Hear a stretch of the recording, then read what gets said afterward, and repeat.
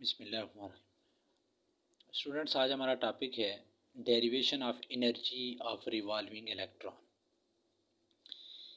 देखें, किसी भी पार्टिकल की जो एनर्जी होती है या किसी भी सब्सटेंस की जो एनर्जी होती है वो कंप्राइज करती है दो पार्ट्स के ऊपर, एक काइनेटिक एनर्जी और एक उसकी पोटेंशियल एनर्जी।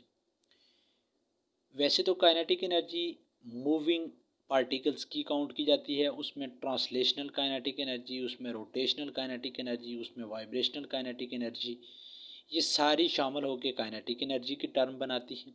जबकि पोटेंशियल एनर्जी में आपकी जितनी भी किसी सब्सटेंस के अंदर का कोई बॉन्डिंग है या कोई वीक वंडरवाल फोर्सेस हैं तो वो आपकी क्या कहलाती है, पोटेंशियल एनर्जी कहलाती है। कोई चीज़ अगर ज़मीन से पोजीशंस की वजह पे है, किसी भी एक पॉइंट के ऊपर है, तब भी उसके अंदर जो स्टोर्ड फॉर्म ऑफ एनर्जी है वो भी कौन सी है, वो आपकी पोटेंशियल एनर्जी है। इसके लिए सबसे पहले काइनेटिक एनर्जी तो हमें पता है कि वो उस फार्मूले से हम काउंट कर लेते हैं, kinetic energy is to 1/2mv² से। फर्स्ट ऑफ ऑल हम कैलकुलेट करते हैं पोटेंशियल एनर्जी, फिर हम इस रिलेशन के अंदर उसको पुट करेंगे। फॉर एग्जांपल, हम जो है वो एक इलेक्ट्रॉन है जिसको हमने एक इन्फिनिटी पे रखा हुआ है। इन्फिनिटी उसकी इब्तदाई पोजीशन है, वहाँ पे चूँकि इसके ऊपर अट्रैक्शन नहीं लग रही तो उस वक़्त इसकी जो एनर्जी है, जब आउट ऑफ द फील्ड कोई होता है, ग्रेविटी की फील्ड उसके ऊपर नहीं असर करती, तो उस वक़्त जो उसकी एनर्जी होती है वो ज़ीरो होती है। क्या होती है, किसी पार्टिकल की जब इन्फिनिटी पे एनर्जी होगी तो उसकी पोटेंशियल एनर्जी क्या होगी, वहाँ पे ज़ीरो होगी। जिस तरह के ज़मीन की सरफेस के ऊपर अगर आप रखते हैं तो वहाँ पे potential energy due to height जो है वो ज़ीरो हो जाती है। अगर हम इस इलेक्ट्रॉन को इन्फिनिटी से हम एक ऐसे डिस्टेंस पे लाएं, यहाँ पे लाएं जहाँ से फिर इसको न्यूक्लियस अपनी तरफ क्या करे, अट्रैक्ट करे, तो इस इन्फिनिटी से इस डिस्टेंस यानी इस आर डिस्टेंस तक लाने के लिए जो हमें वर्क डन करना पड़ा, उस वर्क डन को ही हम पोटेंशियल एनर्जी की फॉर्म में देखेंगे यहाँ पर।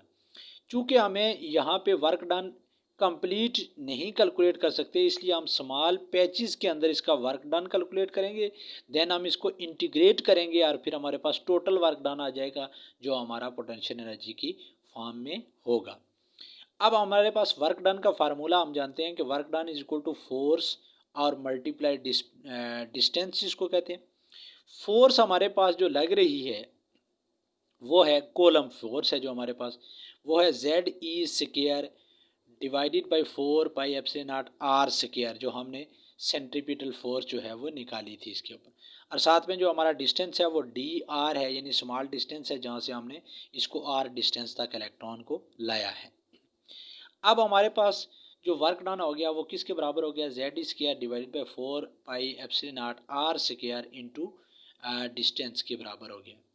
अब टोटल वर्क डन जब हम कैलकुलेट करेंगे तो हम ये जो ऊपर वाला रिलेशन है ये वाला, इसको हम इंटीग्रेट करेंगे और हमारे पास टोटल वर्क डन आ जाएगा, वही हमारा पोटेंशियल एनर्जी होगी।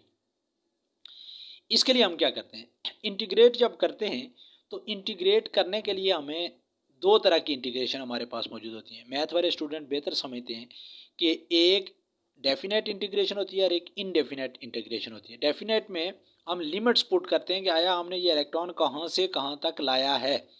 उसके लिए हमने चूज़ किया है कि हमने इन्फिनिटी से R डिस्टेंस तक इसको लाया है।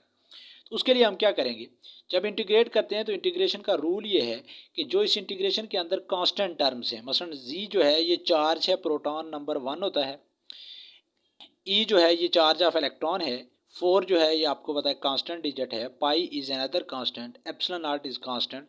तो ये जो सारी टर्म कांस्टेंट है इसको हम इंटीग्रेशन के बाहर लेकर सिर्फ हमारा डिस्टेंस और R² ये वेरिएबल हैं, इनको हम डेफिनेट इंटीग्रेशन के अंदर क्लोज करेंगे और इंटीग्रेशन को हम डेफिनेट से यानी इन्फिनिटी से R तक इसको हम पुट करेंगे Z²। और इसकी जब इंटीग्रेशन करेंगे तो ये हमारे पास आ जाएगा माइनस, यानी क्योंकि जो डिनोमिनेटर में पावर होती है ये ऊपर जाती है, इसमें से पावर में से ये जो 2 ऊपर पावर जाएगा, इसमें से एक -1 करेंगे हम और उसी पावर से हम इसको डिवाइड भी करेंगे। तो फाइनल जो हमारे पास जो है वो टर्म आ जाएगी, वो आ जाएगी ZE² 4πε0 इंटू 1 - आर स्क्वायर हो जाएगा, 1/r हो जाएगा। ये इन्फिनिटी टू लिमिट अब हमने इंटीग्रेशन को ख़त्म करके जस्ट एक लिमिट पुट कर रही है। अब यहाँ पे हमारे पास लिमिट का जो रूल है वो जब हम लगाएंगे तो उस वक्त हमारे पास सिर्फ क्या आ जाएगा, यानी वो लिमिट है upper limit minus lower limit, जब हम लगाएंगे तो हमारे पास सिर्फ माइनस 1/r आ जाएगा, तो माइनस इसके साथ मल्टीप्लाई होकर minus Z E square divided by 4 epsilon not r आ जाएगा। ये जो इलेक्ट्रॉन है is bound with nucleus force acting on electron at infinity was zero. Infinity के ऊपर मैंने आपको बताया कि जो फोर्स थी वो जीरो थी, तो इसलिए उसकी पोटेंशियल एनर्जी भी क्या थी, जीरो थी। Where the electron near the nucleus faces greater force, जब न्यूक्लियस के करीब आया यहाँ पे तो इसने ग्रेटर फोर्स एक्सपीरियंस हुई इसको, but less energy than zero which is shown as negative. लेकिन आपको पता है कि चूँकि एनर्जी यहाँ पे ज़ीरो थी और उससे एनर्जी जो है वो डाउन द ग्रुप आई, यानी न्यूक्लियस के करीब आई, तो इधर न्यूक्लियस के करीब आते हुए एनर्जी इसकी होती है कम होती है। इसलिए आपको पता है ज़ीरो से कोई भी चीज़ अगर कम हो तो वो नेगेटिव के अंदर जो है वो क्या होती है, रिप्रेजेंट होती है। तब ये पॉइंट किसके साथ आता है, नेगेटिव आता है इसके साथ। अब टोटल एनर्जी के लिए हम वही रिलेशन इस्तेमाल करेंगे, total energy is to kinetic energy plus potential energy. Kinetic energy हमारे पास है 1/2 mv²। तो अब यहाँ पे प्लस पोटेंशियल एनर्जी की जगह ये जब ये माइनस वाली पूरी वैल्यू पुट करेंगे तो हमारे पास आ जाएगा minus Z E square divided by 4 pi epsilon not R. Since जो है वो हमें पता है कि जो हमारे पास एम वी स्क्वायर है, जब हमने डेरिवेशन ऑफ रेडियस पढ़ा था तो हमने ये रिलेशन निकाला था कि M V square is equal to G E square divided by 4 pi epsilon naught. तो यहाँ पे जब आप एम वी स्क्वायर की वैल्यू पुट करेंगे तो हमारे पास जो है वो आ जाएगा, जब हम यहाँ पे पुट करेंगे एम वी स्क्वायर तो Z E square 8 pi epsilon not R minus Z E square 4 pi. जब इसका हम एलसीएम लेंगे तो हमारे पास ये वाला रिलेशन फाइनल हो जाएगा।